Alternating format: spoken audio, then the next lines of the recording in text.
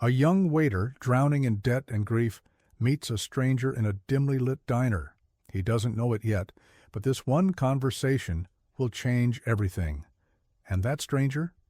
Hollywood superstar Chris Pratt. But this isn't just a story about fame or money. It's about hope, kindness, and a reminder that we all need someone to believe in us. Stay until the end, because you won't see the twist coming. The neon diner sign flickered against the damp night, its weary hiss lost in the steady drizzle. Inside, the smell of coffee and sizzling bacon mixed with the faint hum of an old jukebox playing a song from decades past. Chris Pratt stepped inside, pulling his hood lower, seeking a quiet moment away from the world. No cameras, no autographs, just a cup of coffee and a moment of stillness. A waitress glanced at him but didn't seem to recognize him. Good. He slid into a cracked leather booth, absently running his fingers over the peeling edge of the table. The place had a worn-down charm, like it had been someone's favorite diner for decades. Somewhere people came to escape, or maybe just to be seen, but tonight it was nearly empty. Just him, an elderly man reading a newspaper, and a lone waiter behind the counter. The waiter, a young guy, early 20s with dark circles under his eyes, walked over. His name tag read, Evan. His uniform was slightly wrinkled, his hands red from hours of washing dishes. But what stood out most was the look on his face, tired, distant, like he was carrying a weight too heavy for his shoulders. "What can I get you?" Evan asked, his voice polite but weary. Chris glanced at Evan as he pulled out a small notepad, pen tapping absently against the paper. There was something in the kid's posture, a kind of exhaustion that wasn't just physical. It was in the way his shoulders slumped, the way his eyes flickered toward the register, like he was calculating something in his head. Numbers, maybe. Bills. Chris had done the same thing once, back when he was broke, living out of a van in Maui, wondering if his next meal was coming from tips or a stranger's leftover fries. "Just coffee, black," Chris finally said, offering a small, tired smile. He could tell Evan wasn't in the mood for a conversation, but there was a flicker of surprise in his face, like he wasn't expecting politeness. Maybe too many customers had treated him like part of the furniture. Evan scribbled down the order and turned to leave, but something made Chris speak up again. "Long shift?" he asked, keeping his voice casual, the kind of question that let someone talk, if they wanted to. Evan hesitated. For a second, it looked like he might shrug it off. But then, with a small, tired sigh, he said, "Yeah, feels like they all are lately." He forced a laugh, but there was no humor in it. Chris nodded slowly, watching Evan shift his weight from foot to foot. The kid looked like he was running on fumes, not just tired, but empty. Chris had seen that look before, in himself, years ago. How many times had he slapped on a polite smile while wondering how he was going to make it to next week? "Yeah," Chris said, voice understanding. "Some days just don't let up, huh?" Evan let out a dry chuckle as he scribbled something onto his order pad. "Try months." He glanced toward the kitchen, where an older cook was wiping down the grill. "I pick up extra shifts when I can. Keeps the lights on." Chris caught the slight hesitation in his voice, the way he said it like he was convincing himself more than anyone else. A familiar knot formed in Chris's chest. He'd been there too. He knew what it felt like to pretend things were fine when they weren't. "That's rough," Chris said, and he meant it. Evan sighed, tapping his pen against his notepad. "It's not just the hours," he admitted after a moment. His voice was quieter now, like he wasn't sure why he was even saying it out loud. "It's everything. Rent's overdue, car needs fixing, and college feels like a joke at this point." He let out a breathy chuckle, shaking his head. "I should probably just quit and focus on work, but my mom wanted me to finish. She always said it would be worth it." Chris felt something tighten in his chest, a mother's belief, a future slipping away one shift at a time. He'd lived that before. He remembered taking jobs just to scrape by, watching his dreams shrink in the rearview mirror while trying to convince himself that maybe, just maybe, they didn't matter that much. "She sounds like a smart woman," Chris said gently. Evan swallowed hard, forcing a smile. She was. His fingers tightened around his pen, a flicker of grief flashing across his face. Lost her a few months ago. Cancer. He cleared his throat, blinking hard. It was the kind of grief that sat deep in the bones, not fresh, but not gone either. Chris exhaled slowly. Damn. That hit home, more than he expected. For a long moment, Chris didn't say anything. He just sat there, hands wrapped around his coffee cup, feeling the weight of Evan's words settle in. Losing a parent, that kind of pain, didn't fade. It just changed shape, hiding in the quiet moments, waiting to sneak up when you least expected it. "I'm sorry," Chris finally said, and he meant it. He could hear the way Evan had said "was," the way it stuck in his throat, like he was still learning to speak in past tense when it came to his mother. Chris knew that feeling all too well. He'd lost people, too. Evan gave a small, tight-lipped nod. He didn't look up. He just kept his hands busy, fidgeting with the corner of his notepad, like keeping them moving would keep his thoughts from catching up. "Yeah, it's been rough. Some days are better than others." A small breath. Tonight's not one of them. Chris glanced at him, at the exhaustion carved into his face, the quiet grief lingering just beneath the surface. The kid was barely holding it together, and the world wasn't giving him a break. Chris had been there before. Hell, if life had gone just a little differently, he might have still been there. "You remind me of me," Chris said softly, almost without thinking. Evan let out a short laugh, shaking his head. Not a real laugh, more like disbelief. "Yeah, right," he muttered, scribbling something onto his notepad, like he suddenly remembered he had a job to do. "You? Come on, man. You're—" He gestured vaguely toward Chris, toward the movie star sitting in his booth, like some regular guy. "You've got it all figured out." Chris took a slow sip of his coffee. It was bitter, but he barely tasted it. He wasn't sure why, but he didn't want to let this moment slide. Maybe it was because Evan reminded him too much of himself at 20. Maybe it was because he knew how it felt to believe you were the only one struggling, the only one stuck. "Not always," Chris said finally, setting his cup down.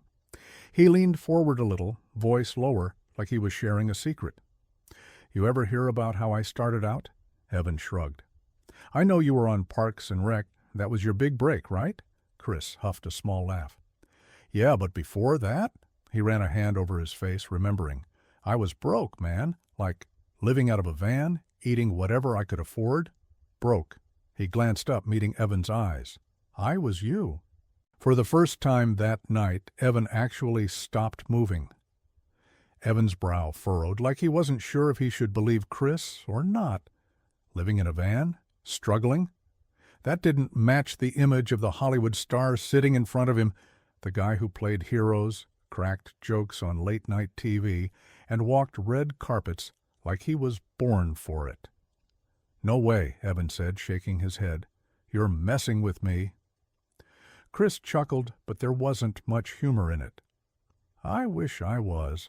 He leaned back in his seat, stretching his arms over his head before dropping them back onto the table.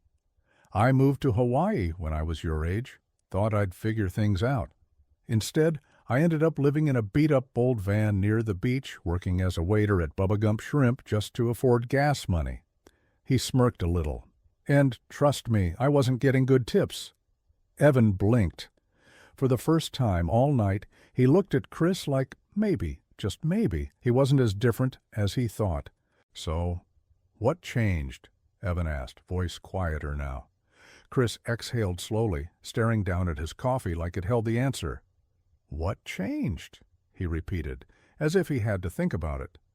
The truth was, it wasn't just one thing. It was a mix of dumb luck, persistence, and people who saw something in him before he even saw it himself. "I was waiting tables one night," he said finally. "Just another shift, barely making enough to scrape by. And this guy, some random director, walks in. We get to talking, and he tells me I should try acting. Says I've got the right look, the right energy. At first, I laughed it off. He smirked a little. I mean, come on, me? An actor? Evan didn't say anything, just watched him listening. Chris tapped a finger against the table. But something about the way he said it stuck with me. It wasn't just some throwaway comment, he actually believed it. And man, when you're at your lowest, when you're struggling just to get through the day, sometimes all it takes is one person who believes in you. Evan swallowed hard, his fingers tightening around the pen in his hand. Must be nice, he muttered, having someone believe in you like that. Chris didn't miss the way Evan said it, like the idea of someone believing in him was completely foreign, like maybe in his whole life no one ever had. That hit Chris harder than he expected. Your mom believed in you, Chris said gently. Evan let out a slow breath, rubbing a hand over his face. He looked tired, not just from work, but from life. Yeah, he admitted, voice quieter now. She did. A pause. But she's gone. His fingers curled into a fist against his notepad. And the thing about people believing in you? It doesn't mean much if you keep letting them down. Oh, I am? Chris frowned. Who says you're letting anyone down? Evan gave a short, hollow laugh. Dude, I'm waiting tables at midnight, drowning in bills, and barely hanging on to school. I had all these plans, you know, things I wanted to do, but life keeps... He gestured vaguely, like words weren't enough. Keeps pulling me under. Chris sat back, studying him. He knew that feeling, the feeling of standing on the edge of something bigger but being too weighed down to climb up. Yeah, Chris said, after a moment. I know exactly what you mean.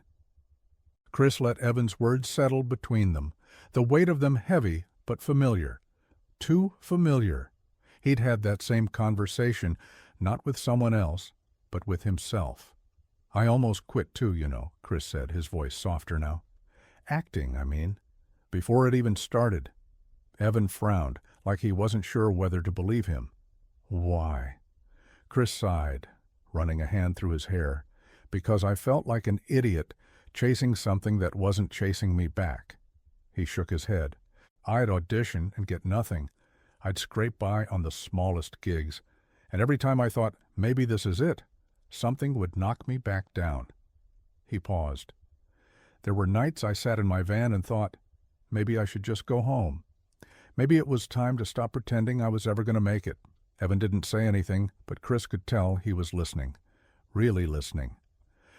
So what made you stay? Evan asked after a moment. Chris smiled a little, tapping his fingers against the table. Hope, stubbornness, a little bit of stupidity. His grin faded slightly. And one person who reminded me that I wasn't a lost cause. Evan stared at him, eyebrows drawn together. One person? He asked, like he wasn't sure how much he believed that. That's all it takes? Chris smiled, but there was something distant in his eyes, like he was seeing a version of himself from years ago. Yeah, sometimes, yeah. He leaned forward a little, resting his elbows on the table. Back when I was struggling, there was this guy, a friend. He didn't have much himself, but he looked out for me, bought me meals when I couldn't afford them, told me I was going to do something big one day, even when I didn't believe it myself. Evan swallowed. He looked away like he didn't want Chris to see the way that hit him. Did you believe him? He asked after a beat. Chris huffed a quiet laugh. Nope. Thought he was full of it. He shook his head, a smirk tugging at the corner of his lips. But you know what? It didn't matter. He believed it enough for both of us, and sometimes that's what gets you through. Evan exhaled slowly, his fingers tightening around the notepad in his hands. Evan let out a slow breath, staring at the counter, like he was trying to process all of this. Chris could tell the kid wanted to believe him, wanted to believe that things could change. But hope was a dangerous thing when you'd been let down too many times. Yeah, well, Evan said after a moment, voice quieter. That's great for you. You made it. But most of us don't get that kind of luck. Chris tilted his head. You think it was all luck? Evan scoffed. Isn't it? He gestured vaguely at Chris. Come on, man. Right place, right time. Some director walks into your restaurant and decides you've got a future. That doesn't happen to guys like me. Chris studied him for a long moment. Then he shook his head. You're wrong. Evan frowned. About what? Chris leaned forward, his voice steady, certain. Luck isn't what gets you through the hard days. Hope does. The willingness to keep going, even when you think you're at a dead end. And trust me, man, I know what a dead end feels like. Evan swallowed, looking away. Chris could see it now, the walls cracking, the doubt starting to waver. Chris watched Evan carefully, noticing the way his fingers drummed anxiously against the notepad, the way his shoulders tensed like he was bracing for something, like he was used to disappointment. Chris had seen that look before, in the mirror. Tell me something, Chris said, keeping his voice steady. If you could do anything, if money, time, or all this crap life's thrown at you didn't matter, what would you do? Evan let out a short, breathy laugh. What kind of question is that? A real one. Chris didn't look away. Come on, what's the dream? Evan hesitated, his jaw tightening. For a second, it looked like he might brush the question off, crack a joke, keep his guard up. But then, quietly, almost like he didn't want to say it out loud, he muttered, I wanted to be a writer. Chris smiled. Yeah? Evan gave a small, almost embarrassed shrug. Yeah. My mom used to say, I had a way with words. His lips pressed together. She thought I could do something with it. Chris nodded, his grip tightening around his coffee cup. That was it. That was the moment. Chris nodded, filing that piece of information away. A writer. That was the dream Evan was letting slip through his fingers, not because he wanted to, but because life was forcing him to. Chris knew that feeling, the feeling of watching your future drift further and further out of reach while you scrambled just to survive. You still write? Chris asked. Evan hesitated, shifting his weight uncomfortably. Not really. I mean, I try, but it's hard to focus when you're working double shifts and worrying about rent, you know? He shook his head. Besides, what's the point? It's not like I'm going to make it as a writer. Chris tilted his head, studying him. Why not? Evan let out a dry laugh. Because things don't just happen, man. I can't afford to take risks like that. People like me don't get lucky breaks. Chris sat back, tapping his fingers on the table. That's funny, he said, smirking just a little. Because you sound a lot like me before things changed. Evan frowned, but Chris could see it now, the tiniest crack in the wall of doubt he'd built around himself. Chris reached into his jacket pocket, fingers brushing against his wallet. Time to make his move. Chris pulled out his wallet, flipping it open with practiced ease. Evan didn't seem to notice at first. He was too caught up in his own doubts, his own reasons why things wouldn't work out. But Chris had been there before. He knew that mindset well. Without a word, Chris pulled out a stack of crisp $100 bills, more than a few, enough to cover rent, bills, maybe even something more. He slid them under his coffee cup like it was just another tip. Evan blinked. His whole body went still. What? He frowned, then let out a short laugh, shaking his head. Dude, no, I can't. Chris held up a hand, cutting him off. You can, and you will. Evan looked at the money like it might burn him if he touched it. He didn't reach for it. He just stared. Why are you doing this? His voice was quiet, almost wary, like kindness this big didn't make sense to him. Chris smiled. Because someone once did it for me. Evan shook his head quickly, almost panicked. I can't take this, man. It's too much. His hands clenched into fists at his sides. Like if he didn't physically stop himself, he might reach for the money anyway. Like part of him wanted to, but another part of him wouldn't let him. Chris just smiled, unfazed. You think I don't get it? He asked. I know what it's like to feel like you don't deserve a break. To think that if something good comes your way, it's got to be a mistake. He nodded toward the cash. But this isn't a mistake. It's not charity. It's an investment. Evan swallowed hard. In what? Chris leaned forward, resting his elbows on the table. In you. His voice was steady, certain. I don't know you, Evan, not really. But I know that look in your eyes. I know what it feels like to think you're stuck, to believe you'll never get out of the cycle. He gestured toward the money. But here's the thing. Sometimes all you need is a push. Just enough to remind you that you can still move forward. Evan's throat bobbed as he swallowed. The fight in his eyes wavered. Evan stared at the money like it was something dangerous, like taking it would change something in him, something he wasn't sure he was ready for. His fingers twitched at his sides, but he still didn't reach for it. I don't know if I can, he murmured, voice barely above a whisper. Chris tilted his head. Why not? Evan let out a shaky breath, running a hand over his face. Because if I take it, that means I have to try again. It means I can't make excuses anymore, and I don't know if I'm ready for that. Chris sat back, nodding slowly. He understood that better than Evan realized. I get it. Trying is scary, man, because if you try and fail, it feels worse than if you never tried at all. He paused, letting the words settle. But you know what's worse? Evan swallowed hard. What? Chris met his eyes. Letting the fear win. Evan let out a shaky breath, his fingers curling into his palms. Chris could see the battle happening inside him, the part of him that wanted to believe this moment was real and the part that was terrified to hope. What if I fail? Evan whispered. Chris didn't hesitate. Then you get back up, and if you fall again, you get up again. He nodded toward the money. That's the only difference between the people who make it and the people who don't. Not luck, not talent, just the willingness to keep getting up. Evan's chest rose and fell in uneven breaths. Chris could see it now, the fear, the doubt, the aching want to believe that this was real, that he could still fight for something more. And then, slowly, hesitantly, like touching something fragile, Evan reached for the money. Chris smiled. There you go. Evan held the money in his hands like he didn't quite believe it was real, like at any second it might disappear.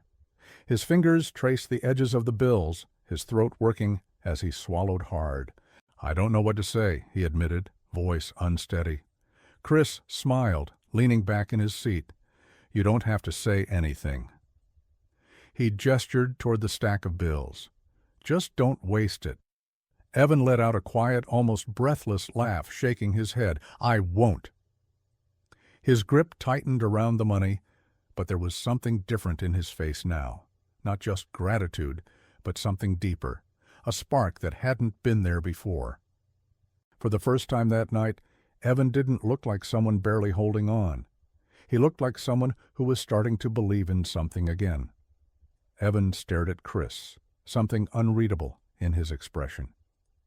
He had the money in his hands now, but he still looked like he was trying to understand it, trying to understand why. Why me? He asked finally, voice quiet. Chris exhaled, a small smile tugging at his lips. Because once upon a time, I was you. He pushed his empty coffee cup aside, sliding out of the booth. And someone helped me when I didn't think I deserved it either. Evan nodded slowly, like he was committing those words to memory. Chris pulled his hood back up, adjusting his jacket. As he turned to leave, he glanced back one last time. You're going to do something big one day, Evan. Just don't forget to pass it on when the time comes. Evan swallowed hard. He didn't trust himself to speak, so he just nodded. And then just like that, Chris walked out into the night, disappearing into the drizzle. Evan sat there for a long time, staring at the money in his hands, feeling something shift deep inside him. Not just relief, not just gratitude, hope.